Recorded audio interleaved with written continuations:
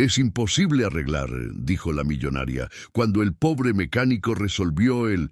La tarde caía sobre la Ciudad de México como una lámina de plomo derretido, pegajosa y sofocante. En el humilde barrio de San Juan, donde el aire olía a polvo y a comida callejera, la paz se rompió con el chirrido metálico de un motor que se negaba a vivir.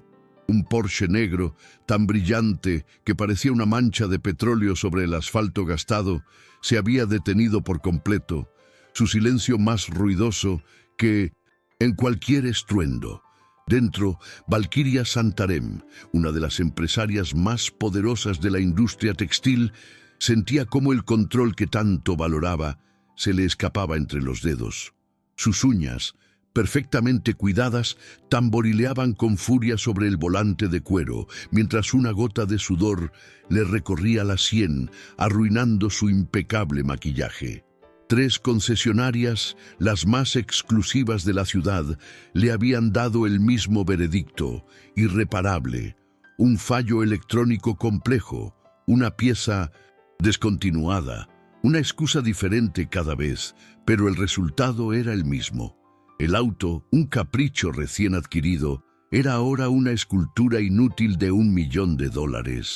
La desesperación la hizo mirar por la ventanilla, y sus ojos se toparon con un letrero descolorido por el sol. Taller Mecánico Santos. La fachada, envejecida y con manchas de grasa, parecía una burla a su vehículo de lujo. Pero la grúa tardaría horas, y la humillación de quedarse varada en aquel lugar la impulsó a cometer lo que consideraba una locura. Bajó del coche, su vestido de diseñador una afrenta a la modestia del entorno, y se plantó en la entrada. De las sombras del taller emergió un hombre. Tendría unos 42 años. El overol manchado de una grasa que parecía parte de su piel y las manos callosas, agrietadas por años de trabajo honesto. Se llamaba Loanco Santos, y su mirada serena contrastaba brutalmente con la tormenta que habitaba en los ojos de Valquiria. Ella lo miró de arriba a abajo, con un desdén que no se molestó en ocultar. «Dicen que mi auto es un caso perdido», dijo, su voz cortante como un cristal roto, mientras señalaba el Porsche con un gesto vago de su mano. «Lo han revisado los mejores ingenieros, con la mejor tecnología. Dudo que usted pueda hacer algo que ellos no pudieron». Loanco no se inmutó. Se secó las manos en un trapo gastado y se acercó al vehículo sin decir una palabra, rodeándolo lentamente, como si estuviera saludando a una vieja amistad. El silencio se hizo denso, cargado de prejuicios y expectativas rotas. Él no miró las computadoras a bordo ni los manuales. Simplemente posó una de sus manos ásperas sobre el capó del motor, cerrando los ojos por un instante, como si estuviera escuchando un secreto que la máquina solo le susurraría a él. Valquiria lo observaba, una mezcla de irritación y una extraña, diminuta chispa de curiosidad. Aquel hombre no parecía un mecánico, sino un sanador a punto de realizar un ritual. Con una calma que la desarmó, Loanco finalmente habló, su voz grave y tranquila. A veces, los motores más complicados solo tienen los problemas más simples. Permítame oírlo, señora. Solo eso. Ella vaciló, atrapada entre su arrogancia y el último hilo de esperanza. ¿Qué podía perder? Asintió con un gesto seco, sin saber que esa simple decisión estaba a punto de cambiar su vida para siempre. Esta historia apenas comienza a revelar sus verdaderas piezas. Y si sientes que, como ese motor, a veces la vida necesita que alguien la escuche con el corazón, te pido con toda humildad que te suscribas a nuestro canal. Estamos empezando este viaje y cada nuevo amigo, cada nueva amiga que se une a esta comunidad es el combustible que nos permite seguir buscando y contando relatos que nos recuerdan que la verdadera solución no siempre está en el lugar más obvio. Apóyanos con tu suscripción para que esta llama siga creciendo y podamos descubrir juntos el final de este encuentro. Los días que siguieron a aquel encuentro fueron un tormento silencioso para Valquiria. El rugido del motor del Porsche, ahora perfecto y obediente, parecía una burla constante a la tempestad que se había desatado en su interior. En su oficina de cristal y acero, con vistas a toda la Ciudad de México, los números en las pantallas, los contratos millonarios y las proyecciones de crecimiento se habían vuelto un ruido de fondo, insignificante y vacío. No podía concentrarse. La imagen de las manos de Loanco, cubiertas de grasa pero firmes y honestas, se superponía a cada documento que intentaba firmar. El recuerdo de su voz serena, cobrando 50 pesos por un trabajo que para ella no tenía precio, la desarmaba una y otra vez. Se encontraba a sí misma cuestionando cada decisión, cada alianza, cada reunión programada para maximizar ganancias. Todo le parecía un juego absurdo, una carrera sin sentido hacia una meta que ya no lograba comprender. En medio de una junta directiva crucial, mientras sus socios discutían la adquisición de una nueva cadena de maquiladoras, Valquiria sintió una opresión en el pecho. Las voces se convirtieron en un murmullo lejano.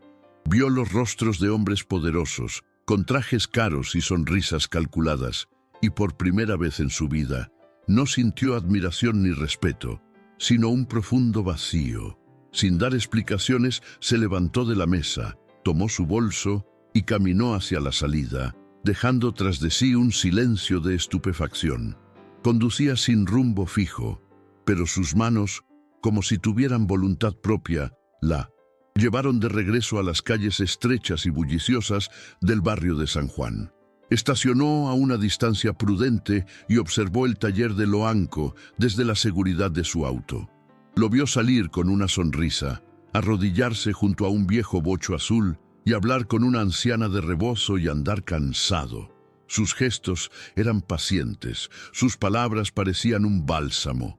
La curiosidad, mezclada con una emoción que no sabía nombrar, la hizo bajar del coche. Se acercó con paso lento, sintiéndose una intrusa en 1900. Aquel mundo de autenticidad. La anciana, a quien Loanco llamaba con cariño Doña Esperanza, le agradecía con los ojos llenos de lágrimas mientras él terminaba de ajustar algo bajo el capó del bocho. El motor arrancó con un traqueteo familiar y entrañable. Cuando la mujer intentó darle unos billetes arrugados, él negó suavemente con la cabeza. «Guárdelo para las medicinas de su nieta, doña Espe. Hoy invita a la casa», dijo él, cerrando el capó con una palmada cariñosa. Valquiria se quedó paralizada, observando la escena. Cuando la anciana se hubo marchado, ella se atrevió a preguntar, con la voz apenas un susurro: «¿Por qué lo haces? Podrías haberle cobrado bien». Él se giró, sin sorpresa en la mirada, como si la hubiera estado esperando. Se encogió de hombros y se limpió el sudor de la frente con el dorso de la mano. Esa mujer cría sola a su nieta, con una pensión que no alcanza ni para el gas. «Mi padre me enseñó algo muy simple, señorita», comenzó él, mientras sus ojos se perdían por un instante en el recuerdo. «Me decía que el dinero es como el agua de un río. Si la estancas, si la guardas solo para ti, se pudre y apesta. Pero si la dejas correr, si la compartes, riega los campos, da de beber al sediento y mantiene todo vivo». Valquiria sintió un nudo en la garganta. Nunca nadie le había hablado así del dinero. Para ella, siempre había sido una herramienta de poder, una cifra en una cuenta bancaria, un símbolo de estatus.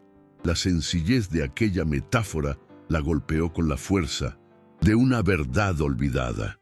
Movida por un impulso irrefrenable, preguntó con una suavidad que no se reconocía a sí misma: «¿Y tu padre? ¿Él también era mecánico?». Loanco bajó la mirada y una sombra de dolor cruzó su rostro por un instante, un dolor antiguo y profundo que nunca se había ido del todo. La serenidad de Loanco se quebró por una fracción de segundo. Se apoyó en el bocho, pasando una mano por la pintura gastada como si buscara un ancla en el presente. «Sí, Fue el mejor mecánico que he conocido. Me enseñó todo lo que sé, dijo, y su voz se volvió más grave, cargada de una pena que el tiempo no había logrado erosionar. Murió aquí mismo, en este taller. Un cliente rico, uno de esos que creen que el dinero compra el tiempo, llegó con prisa, exigiendo que su coche estuviera listo en 1 hora. Mi padre estaba debajo, ajustando la transmisión. El patrón, impaciente, se subió al auto y lo encendió para probar el aire acondicionado. Su pie resbaló, o quizás no le importó. El coche se movió. Unos pocos centímetros fueron suficientes. La voz se le ahogó al final y tragó saliva con dificultad. Valquiria sintió que el aire le faltaba, una premonición helada recorriéndole la espalda. Ese hombre, continuó Loanco, con la mirada fija en un punto invisible del pasado, ni siquiera tuvo la decencia de venir al funeral. Mandó a un chofer con un sobre lleno de dinero, como si con eso pudiera comprar el perdón, como si pudiera ponerle precio a la vida de mi padre. Desde ese día juré a mí mismo que jamás me parecería a esa clase de gente, que mi trabajo tendría el valor de mi esfuerzo, no de la necesidad o la avaricia del otro. Valquiria no podía moverse. Cada palabra era un golpe sordo en su conciencia. Un miedo irracional y terrible comenzó a crecer en su interior, una sospecha tan monstruosa que no se atrevía a formularla. Esa noche, en la soledad de su lujoso apartamento, no pudo dormir. La historia de Loanco se repetía en su mente como un eco siniestro. Encendió su computadora y, con manos temblorosas, contrató a un investigador privado. Le dio los pocos datos que tenía. Un accidente en un taller mecánico en el barrio de San Juan, hacía unos 20 años. La respuesta llegó en menos de 1 hora, en un correo electrónico que pareció quemarle los ojos. El archivo adjunto contenía un reporte policial digitalizado y recortes de prensa de la época. Y allí estaba, en blanco y negro, el nombre del propietario del vehículo, Joaquín Santarém. Su padre, Valquiria, sintió que el suelo se abría bajo sus pies. El aire se volvió espeso, irrespirable. La habitación empezó a dar vueltas. El hombre impaciente, el patrón rico que no fue al funeral, el que envió un sobre con dinero para lavar su culpa, era su propio padre. La fortuna sobre la que había construido su imperio estaba manchada con la sangre del padre del hombre que, días atrás, le había devuelto la calma con un gesto de honestidad. La culpa la aplastó con un peso físico, una náusea que subía desde lo más profundo de su ser. Todo cobraba un sentido horrible, la extraña conexión que sintió, el peso en su conciencia, la admiración que le profesaba a Loanco. Era la deuda kármica de su familia llamando a su puerta. Al día siguiente, bajo una llovizna fría que parecía reflejar el estado de su alma, Valquiria volvió al taller. No llevaba su ropa de diseñador ni su actitud de empresaria implacable. Parecía una mujer rota, con el rostro pálido y los ojos hinchados de tanto llorar. Lo encontró barriendo la entrada, con la misma calma de siempre. Cuando sus miradas se cruzaron, ella no pudo más y se derrumbó. Las lágrimas brotaron sin control mientras intentaba articular una disculpa, una explicación, algo que pudiera empezar a remendar un daño tan antiguo y profundo. Lo sé todo, mi padre, Joaquín Santarém, balbuceó entre sollozos, incapaz de formar una frase completa.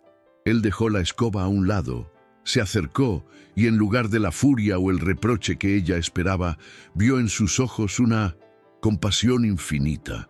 Él la sostuvo suavemente por los brazos para que no cayera. «Lo supe desde el primer día que la vi», dijo él con una voz tranquila que la atravesó por completo. «La reconocí de las revistas de negocios, la hija de Joaquín Santarém. Por un momento, cuando su Porsche se detuvo aquí, pensé que era una burla del destino. Pero luego vi sus ojos, vi su desesperación y supe que usted no era él. Mi padre me enseñó que el odio es un veneno que uno se toma, esperando que le haga daño al otro. Yo decidí hace mucho tiempo no beber de esa copa. La confesión la dejó sin aliento. Él lo sabía, lo supo todo el tiempo y aún así la ayudó. Aún así la trató con dignidad y le cobró solo 50 pesos. La magnitud de su nobleza, de su perdón silencioso, era algo que su mente no podía procesar. Abrumada por la gratitud y la vergüenza, se aferró a él y lloró como no lo había hecho en años. Y él la abrazó, un abrazo que no era de un hombre a una mujer, sino de un alma a otra, un puente de perdón sobre un abismo de dolor. Justo en ese instante de frágil conexión, el rugido de otro motor de lujo, uno mucho más agresivo y arrogante que el de su Porsche, rompió la atmósfera. Un Mercedes negro se detuvo bruscamente frente al taller. De él bajó Mauricio Delgado, su socio y prometido, con el rostro desencajado por la furia. «¿Se puede saber qué haces aquí?», gritó sin siquiera mirar a Loanco. «Las acciones se están desplomando, los inversionistas están llamando. Abandonaste la junta más importante del año para venir a este basurero». Mauricio la tomó del brazo, intentando arrastrarla hacia el coche. Su mirada pasó con desprecio sobre Loanco, midiéndolo de pies a cabeza. ¿Y todo por él? ¿Por un mecánico grasiento? ¿Es este tu nuevo capricho, Valquiria? Despierta, por el amor de Dios. Estás poniendo en riesgo todo lo que hemos construido. Las palabras de Mauricio la golpearon como un latigazo, devolviéndola de golpe a la realidad de su mundo. Por un lado estaba Loanco, la personificación de la integridad y el perdón. Por el otro, Mauricio, el símbolo de su vida, de sus ambiciones, de la presión social y las expectativas de un imperio. Se sintió atrapada entre dos mundos, paralizada por el miedo. Miró a Loanco, buscando una señal, una palabra, pero él simplemente la observaba con una tristeza profunda en sus ojos. Había visto su vacilación, su duda. Para un hombre como él, esa vacilación era una respuesta en sí misma, con una dignidad que la hirió más que cualquier reproche. Él dio un paso atrás. «Será mejor que se vaya, señorita Santarém», dijo, y su voz, aunque suave, era firme como el acero. «Usted no pertenece a este lugar». Ella quiso gritar que no era cierto, que quería quedarse, que lo elegía a él, pero las palabras no salieron. La fuerza de su antigua vida, el miedo a perderlo todo, la paralizaron. Mauricio la empujó dentro del coche, cerrando la puerta con un golpe seco. Mientras el Mercedes se alejaba, Valquiria giró la cabeza y vio a través de la ventanilla trasera cómo Loanco se daba la vuelta y caminaba lentamente hacia el interior de su taller. En un arranque de desesperación y arrepentimiento, golpeó el cristal y gritó su nombre, un grito ahogado por el lujo insonorizado del vehículo. «¡Te amo!», exclamó, pero era demasiado tarde. Escuchó el sonido metálico y definitivo de la cortina del taller cerrándose, un sonido que resonó en su alma como el fin de todo. Había tenido la oportunidad de elegir el amor y, en el momento crucial, había elegido el miedo, y ahora él se había ido. Había desaparecido tras un muro de acero y ella sentía con una certeza aterradora que lo había perdido para siempre.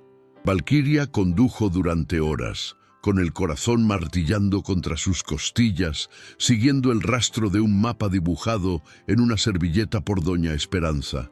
El asfalto de la ciudad dio paso a la tierra de San Miguel de las Flores, un pueblo suspendido en el tiempo, donde el aire olía a tierra mojada y a leña quemándose lentamente. Detuvo el coche frente a una pequeña casa de adobe con un jardín lleno de cempasúchiles. En el porche, una anciana de trenzas plateadas la esperaba, meciéndose en una silla de madera.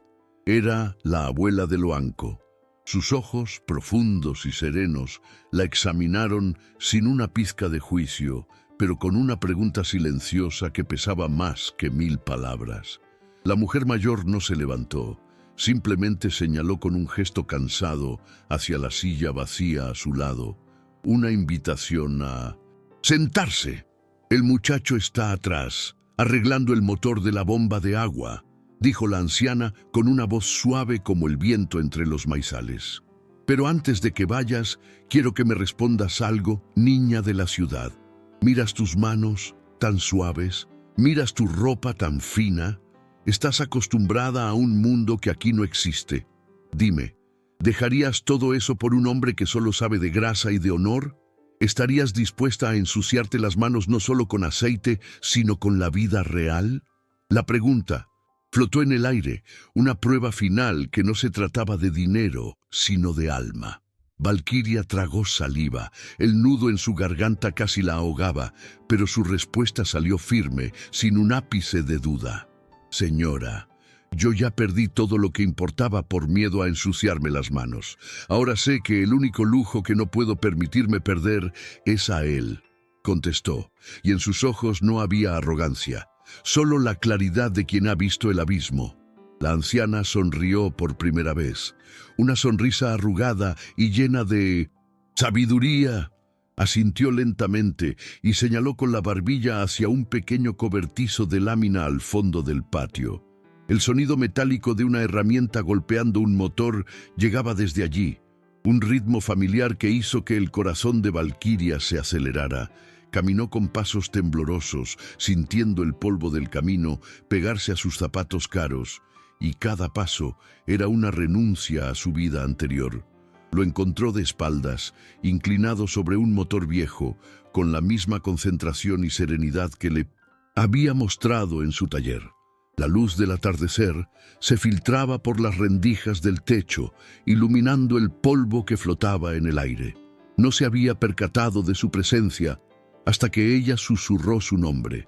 Él se irguió lentamente, limpiándose las manos en un trapo grasiento. Sus ojos se encontraron y el mundo pareció detenerse. Había dolor en su mirada. La herida de su abandono aún estaba fresca. Ella no esperó. Las palabras brotaron como un torrente, mezcladas con lágrimas que por fin se sentían liberadoras. Loanco, yo lo siento. Cuando Mauricio apareció me paralicé. Elegí el miedo, elegí la costumbre, elegí el mundo que conocía. Pero ahora estoy aquí y te elijo a ti. Él no respondió de inmediato. Su silencio era una pared que Valquiria temió no poder derribar. Se quedó mirándola, estudiando su rostro, buscando la verdad detrás de las lágrimas. Podía ver la sinceridad, pero también el abismo que los separaba, un mundo de privilegios contra un mundo de trabajo duro. Ella dio un paso más, sintiendo que se le agotaba el tiempo, que si no lo convencía en ese instante, lo perdería para siempre. Entendí algo en estos días sin ti, continuó, con la voz rota. Aprendí que puedo poseer todas las fábricas del mundo, que puedo firmar contratos millonarios y tener un coche que valga una fortuna. Pero si no tengo amor, si no te tengo a ti, no tengo absolutamente nada. Soy la mujer más pobre del mundo. Aquellas palabras finalmente rompieron la barrera. Vio cómo la tensión abandonaba los hombros de Loanco, cómo la dureza en su mirada se disolvía en una tristeza compartida. Él suspiró, un sonido largo y profundo, como si soltara un peso que había cargado durante años, no solo por ella, sino por el recuerdo de su padre. Lentamente abrió los brazos. Valquiria se refugió en ellos, llorando contra su pecho, sintiendo el olor a aceite y a tierra que ahora era el aroma de su hogar. Se quedaron abrazados en medio del taller improvisado, mientras el sol se ponía sobre San Miguel de las Flores, sellando no solo un perdón, sino una promesa. No se trataba de que ella lo rescatara a él, ni él a ella. Se trataba de construir algo nuevo, juntos. Decidieron empezar de inmediato.